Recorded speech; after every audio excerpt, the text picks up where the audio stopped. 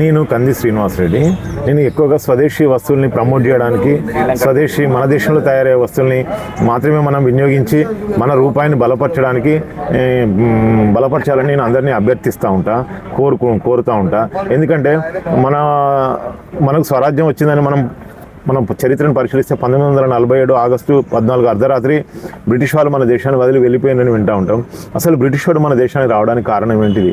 అంతకుముందు ఫ్రెంచ్ వాళ్ళు, డచ్ వాళ్ళు, పోర్చుగీస్ వాళ్ళు మన దేశంలోకి వచ్చి మనల్ని కబలించి మన ఆర్థిక సంపదనంతా దోచుకొని ఓడలలో పడవలలో వాళ్ళ దేశాలకు తీసుకుపోయిన సంఘటన మనం విన్నాయి. దానికి కారణం ఏంటిదని ఒక్కసారి ఆలోచించండి.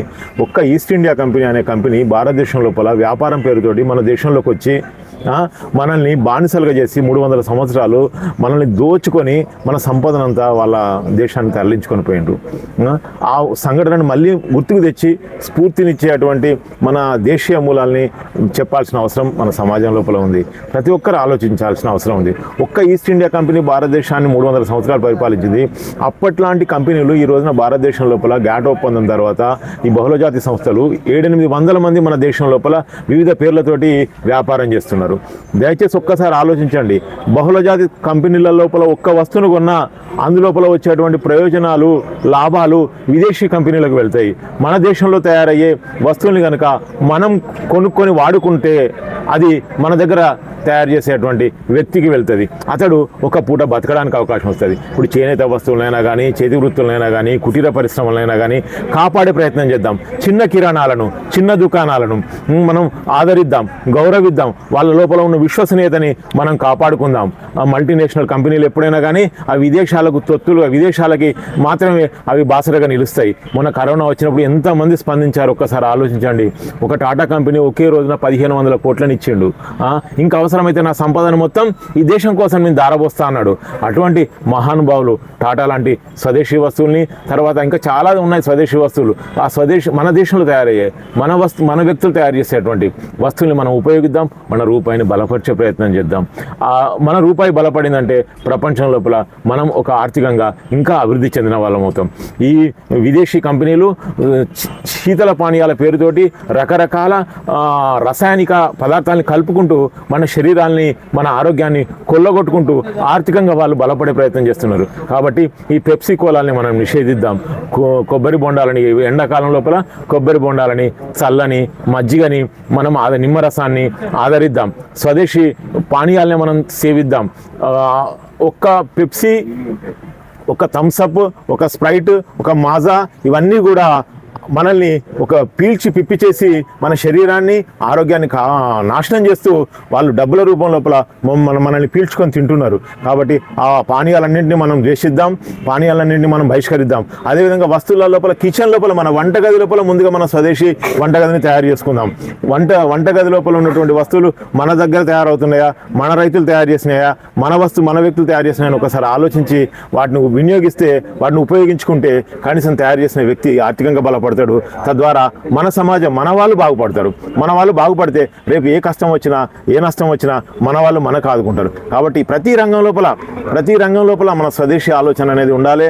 అది ఉత్పత్తి రంగమైనా, పారిశ్రామిక రంగమైనా, లేకుంటే పెట్టుబడి రంగమైనా, రాజకీయ రంగమైనా మన ఆలోచనల్ని మనం ఎక్కువగా ప్రచారంలోకి తీసుకురావాల్సిన అవసరం ఉన్నది. భారతదేశ చరిత్రను పూర్తిగా పాఠశాల విద్యార్థులకు, రాబోయే తరాలకు తెలియజెప్పితే వాళ్ళు ఈ స్వదేశీ మూలాలను గట్టిగా ఔపోసన పట్టుకుంటారు. ఒక్క బాలగంగాధర్ తిలక్ ఆ రోజున అప్పటి జాతీయ కాంగ్రెస్ నాయకులు ఏమనుకున్నారు? బ్రిటిష్ వాళ్ళ మంత్రివర్గం లోపల మాకు 3-4 మంత్రి పదవులు ఇస్తే సరిపోతుంది అనుకునే కాంగ్రెస్ పార్టీ నాయకుల ఆలోచనను ఒక్క బాలగంగాధర్ తిలక్ మార్చగలిగిండు. స్వరాజ్యం నా జన్మ హక్కు, వాడు మనకు మంత్రి పదవులు ఇచ్చేది, వాడిని మన దేశం నుంచి వెళ్ళగొడదాం, మన దేశాన్ని మనం పరిపాలన చేసుకుందాం అంటూ first freedom independence is my birth right, స్వరాజ్యం నా జన్మ హక్కు, విదేశంలో మనం పారద్రోలాల్సిందే అంటూ స్వదేశీ ఆలోచనల్ని రేకెత్తించిన తిలక్ గారి ఆలోచనల్ని మనం ఒకసారి గుర్తుంచుకుందాం. మహాత్మా గాంధీ గారు స్వదేశీ ఆలోచనల్ని అంటే మన దేశంలో తయారయ్యే వస్తువుల్ని మనం వినియోగించాలని నీటితో సహా ప్రతి వస్తువుని అతడు ఎంకరేజ్ చేసి ఎంఫసైజ్ చేసిన విషయాన్ని మనం గుర్తు తెచ్చుకోవాల్సిన అవసరం ఉన్నది. జాతీయ నాయకులు ఇంత సాదాసీదాగా ఇంత నిరాడంబరంగా నిస్వార్థంగా గతం లోపల పనిచేసిన వాళ్ళ చరిత్రని పాఠశాల విద్యార్థులకి భావితరాలకి తెలియజెప్పి ఈ మన దేశంలో తయారయ్యే వస్తువులని ఎక్కువగా టూత్పేస్ట్ అయినా మెస్వాక్ మనది, డాబర్ మనది, కాల్గేట్ మనది కాదు, క్లోజప్ మనది కాదు, ఇట్లా సబ్బుల లోపల కూడా మనది, మైసూర్ శాండిల్ మనది, సంతూర్ మనది, ఇట్లా కొన్ని వస్తువుల్ని మనం ఎంకరేజ్ రిన్ను మనది కాదు, ఈటా మనది, 501 మనది, ఏరియల్ మనది కాదు, ఇట్లా కొన్ని వస్తువుల లోపలికి వెళ్ళి మనం చూసినట్టు ఇంత షూస్ని కూడా పరిశీలిస్తే మనది స్పోర్ట్స్ మనది, యాక్షన్ మనది, ఈ వుడ్లాండ్స్ మనది కాదు. ఇట్లాంటి వస్తువుల్ని కొంచెం తెలుసుకొని అవేర్నెస్ తెచ్చుకొని మన వస్తువుల్ని మాత్రమే మనం కొనే ప్రయత్నం చేద్దాం. ఈ రోజున మొబైల్ రంగం లోపల, సెల్ ఫోన్ రంగం లోపల విదేశీ ఫోన్లైనా విదేశీ వాహనాలైనా భారతీయ రోడ్ల మీద విపరీతంగా తిరుగుతూ ఉన్నాయి. ఆ డబ్బులన్నీ విదేశీ కంపెనీలకు వెళ్తూ ఉన్నాయి. మన భారతదేశం వీక్ అవుతూ ఉంటుంది. పొద్దున లేచినప్పటి నుంచి వెళ్ళి టూత్పేస్ట్ దగ్గర నుంచి వెళ్ళి పడుకునే పరుపు వరకు అన్ని విదేశీ వస్తువుల్ని, విదేశాలలో తయారైన వస్తువుల్ని మనం కొనుక్కొని మనం లగ్జరీని అనుభవిస్తే రాబోయే తరం బానిసలుగా బతకాల్సి వస్తుంది. గుర్తుపెట్టుకోండి, వాళ్ళకి భద్రతని, వాళ్ళకి భరోసాని కల్పించాలంటే మనం దయచేసి ఇప్పటి నుంచేలైనా కానీ నాణ్యత ఉన్నా నాణ్యత లేకపోయినా మన దేశంలో తయారయ్యే వస్తువుల్ని మనం కొని మన వాళ్ళని ఒక పూట తిండి అంటే ఒక పూట భోజనం పెట్టిన వాళ్ళమవుతాం. వాళ్ళని కాపాడుకుందాం, వాళ్ళని బ్రతకనిద్దాం, మనం బ్రతుకుదాం. జై స్వదేశీ.